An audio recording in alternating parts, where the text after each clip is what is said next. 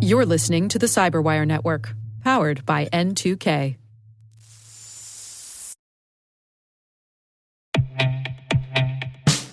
And now a word from our sponsor, SpyCloud.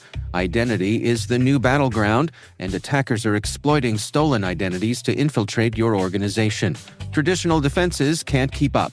SpyCloud's holistic identity threat protection helps security teams uncover and automatically remediate hidden exposures across your users, from breaches, malware, and phishing to neutralize identity-based threats like account takeover, fraud, and ransomware.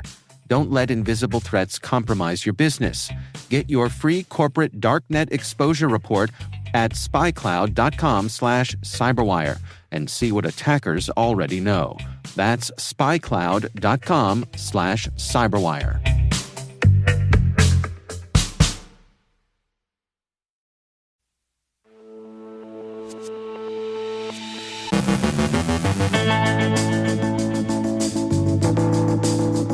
Researchers uncover serious vulnerabilities in the signal fork reportedly used by top government officials. CISA adds a second Commvault flaw to its Known Exploited Vulnerabilities catalog. XAI exposed a private API key on GitHub for nearly 2 months. FortiGuard uncovers the cyber-espionage campaign targeting critical national infrastructure in the Middle East.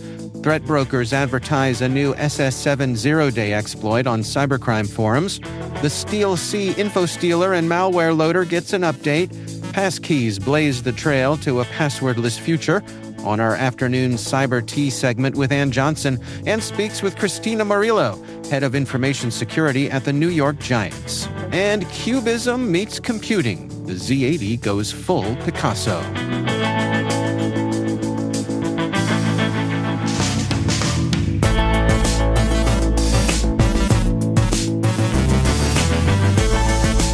It's Monday, May 5th, 2025. I'm Dave Bittner, and this is your CyberWire Intel Briefing.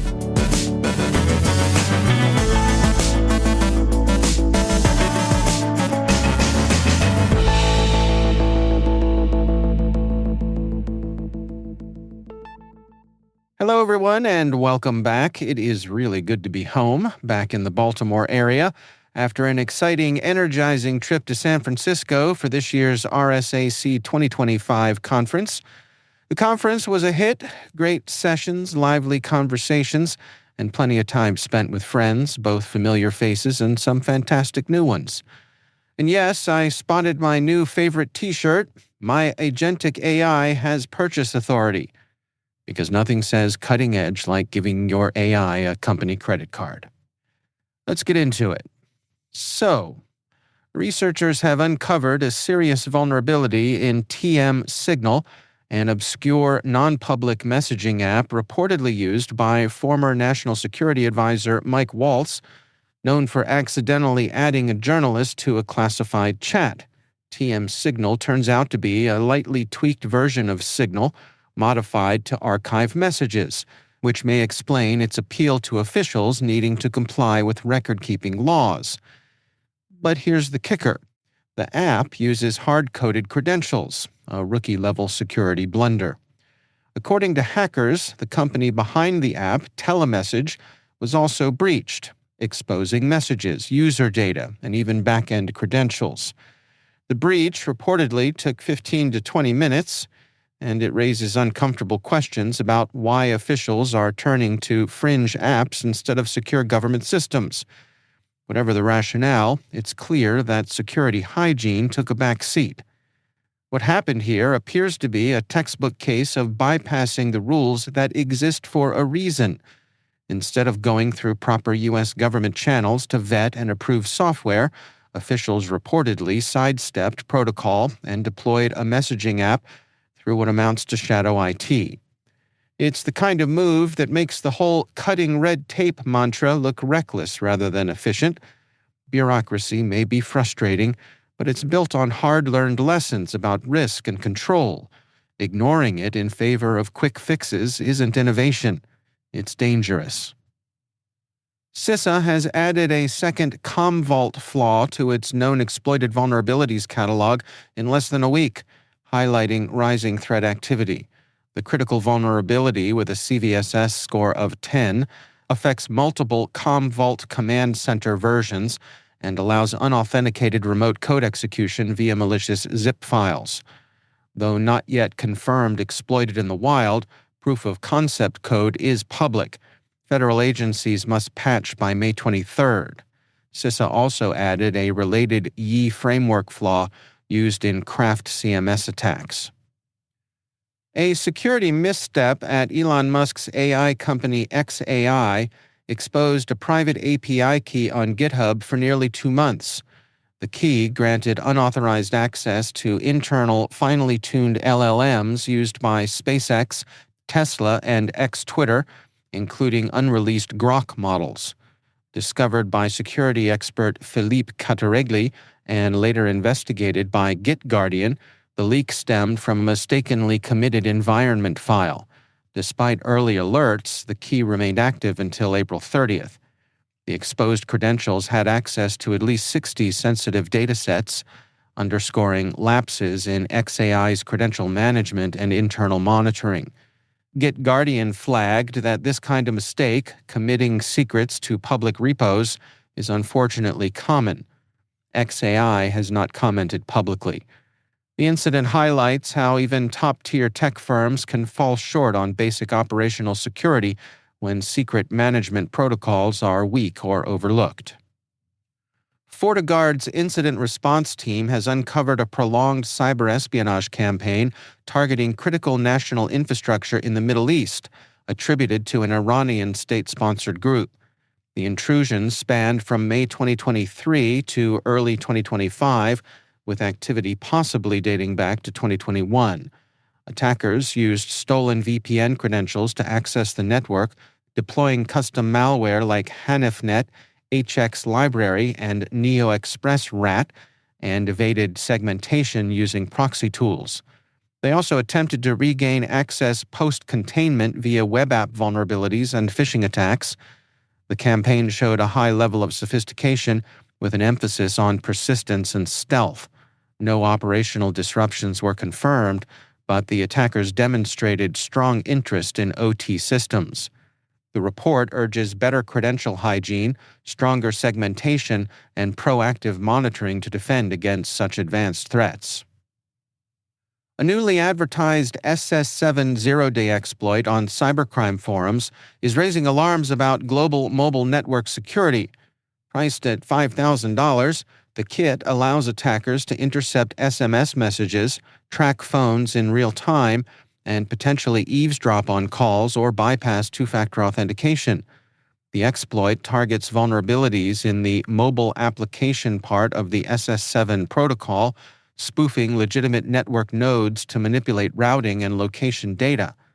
Despite SS7's outdated design, it still underpins many 2G and 3G telecom systems worldwide, used by about 30% of mobile connections. While newer networks offer stronger security, legacy systems remain vulnerable. Experts urge telecom providers to adopt SS7 firewalls and stricter controls, and recommend users move away from SMS-based authentication. This incident highlights the ongoing risks from legacy telecom infrastructure, even decades after SSS's known flaws were first exposed.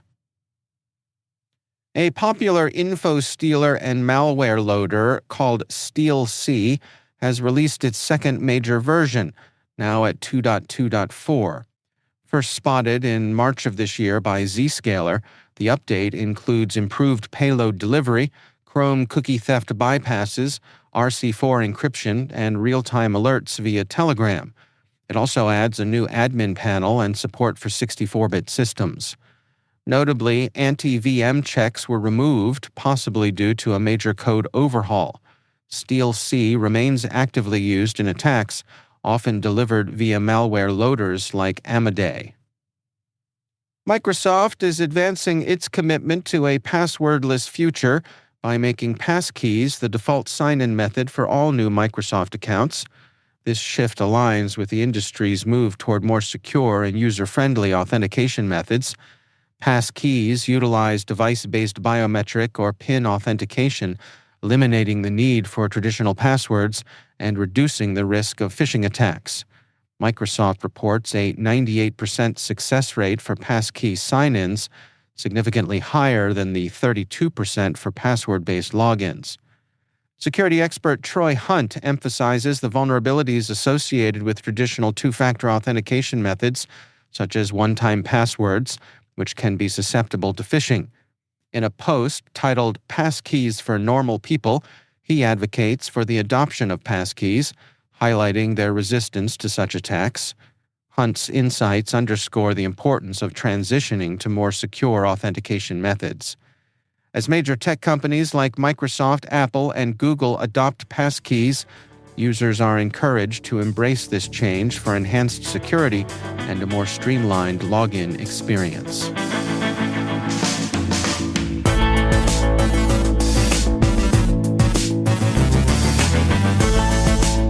Coming up after the break on our afternoon Cyber Tea segment with Ann Johnson, Ann speaks with Christina Morillo, head of information security at the New York Giants. And Cubism meets computing. The Z80 goes full Picasso.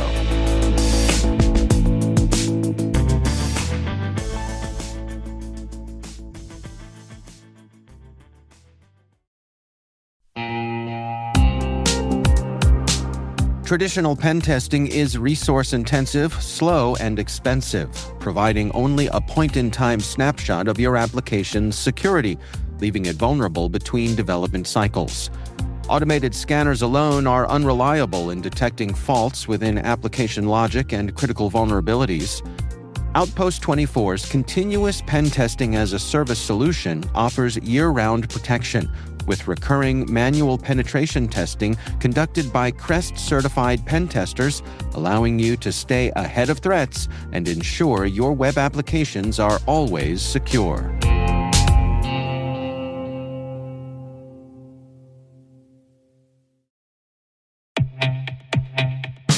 And now, a word from our sponsor, Black Kite.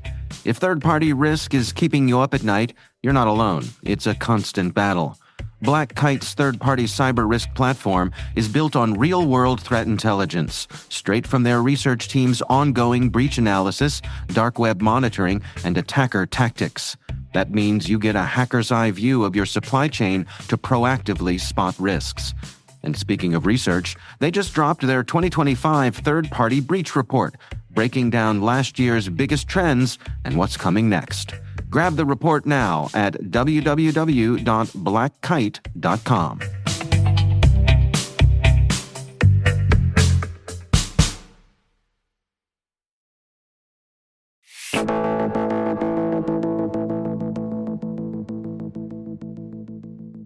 Microsoft's Ann Johnson is host of the Afternoon Cyber Tea podcast, and in today's segment, Ann speaks with Christina Morillo, head of information security at the New York Giants.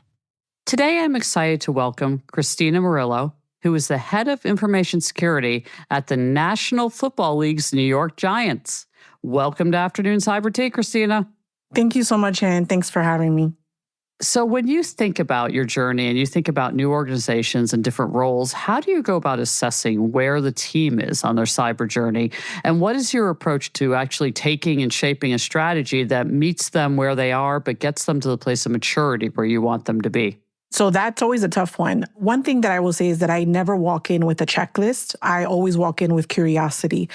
One of my first moves is to listen just across functions, right? I want to know how people have experienced security, if they understand security, what our corporate leaders, how they feel about security, where there are any gaps in terms of the culture as well. That's super important for me.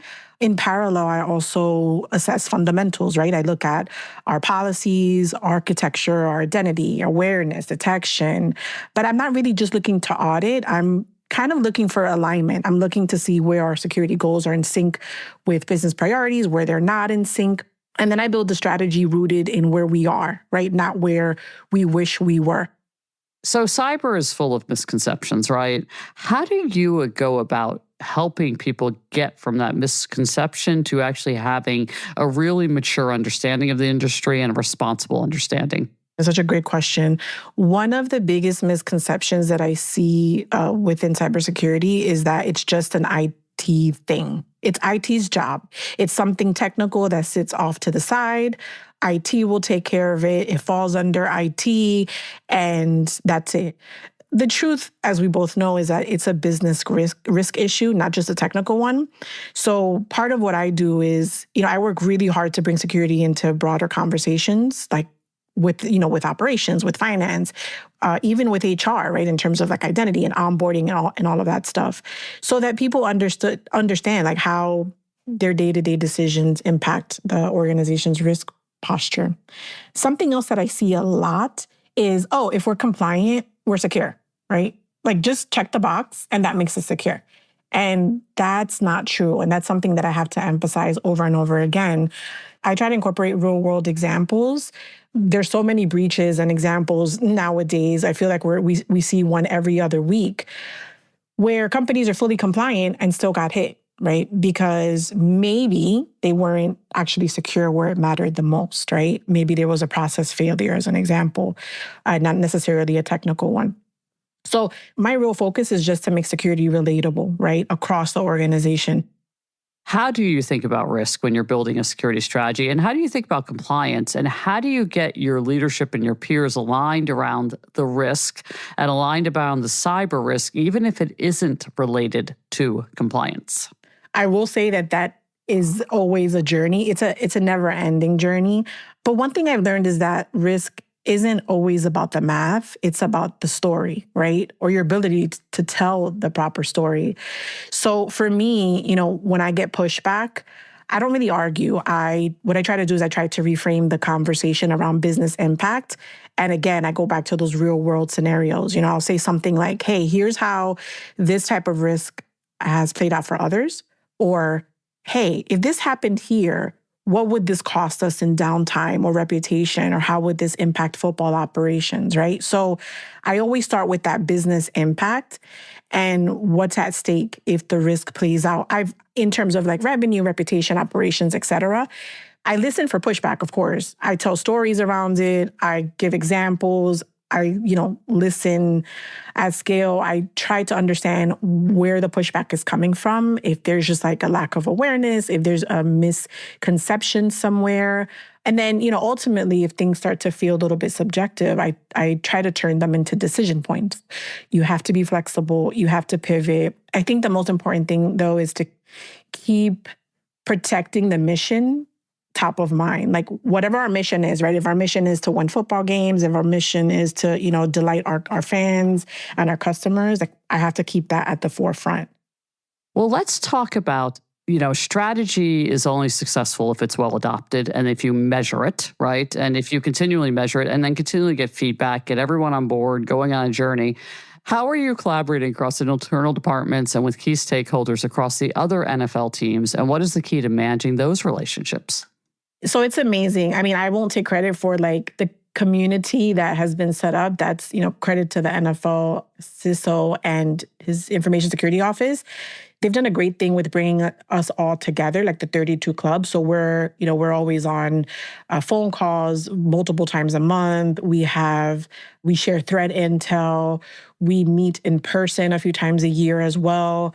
At the end of the day, we all have the same shared goal, right? Which is to protect our fans, protect our clubs, protect the overall league. One of my favorite elements of this entire journey has been meeting other information security officers across the different teams and learning more about their strategy, their processes, and us kind of like comparing and exchanging notes.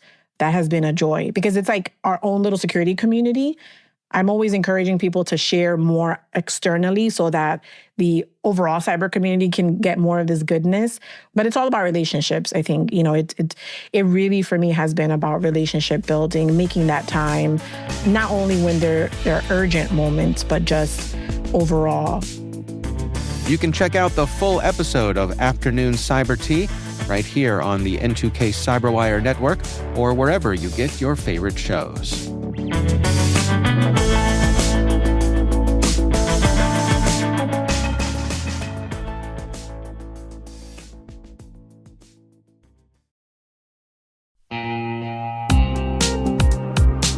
Let's be real. Navigating security compliance can feel like assembling IKEA furniture without the instructions. You know you need it, but it takes forever and you're never quite sure if you've done it right. That's where Vanta comes in.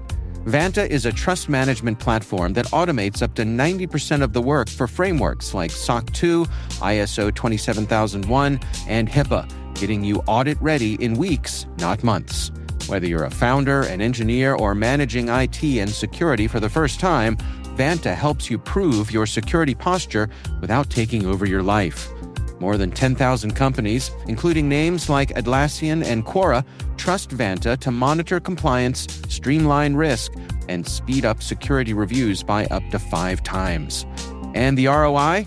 A recent IDC report found Vanta saves businesses over $500,000 a year and pays for itself in just 3 months.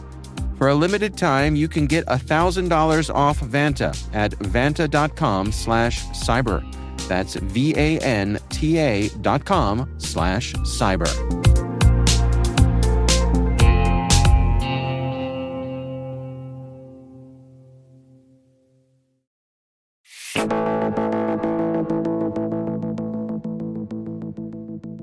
And finally, what happens when you mash up a 19th century art icon and a retro CPU from the golden age of microcomputing?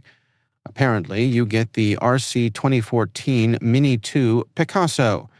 This limited edition Z80-based single-board computer runs old-school BASIC, 4th, and CP/M, but does so with a flair even your art teacher would admire.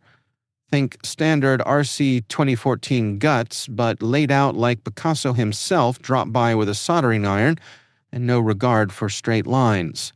Resistors pirouette over each other, components are skewed like cubist portraits, and no two boards look exactly the same, thanks to a wild mix of silkscreen colors and socket styles.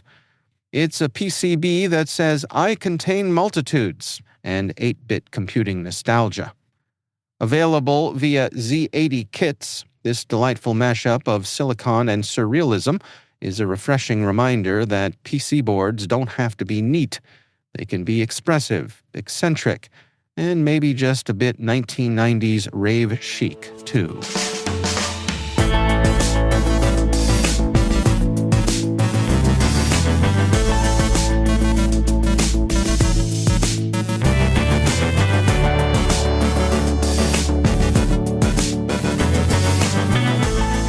And that's the Cyberwire. For links to all of today's stories, check out our daily briefing at thecyberwire.com. Don't forget to check out the Grumpy Old Geeks podcast, where I contribute to a regular segment on Jason and Brian's show every week. You can find Grumpy Old Geeks where all the fine podcasts are listed. We'd love to know what you think of this podcast. Your feedback ensures we deliver the insights that keep you a step ahead in the rapidly changing world of cybersecurity. If you like our show, please share a rating and review in your favorite podcast app. Please also fill out the survey in the show notes or send an email to cyberwire@n2k.com. N2K's senior producer is Alice Carruth. Our Cyberwire producer is Liz Stokes. We're mixed by Trey Hester, with original music and sound design by Elliot Peltzman. Our executive producer is Jennifer Ivan. Peter Kilpie is our publisher, and I'm Dave Bittner. Thanks for listening. We'll see you back here tomorrow.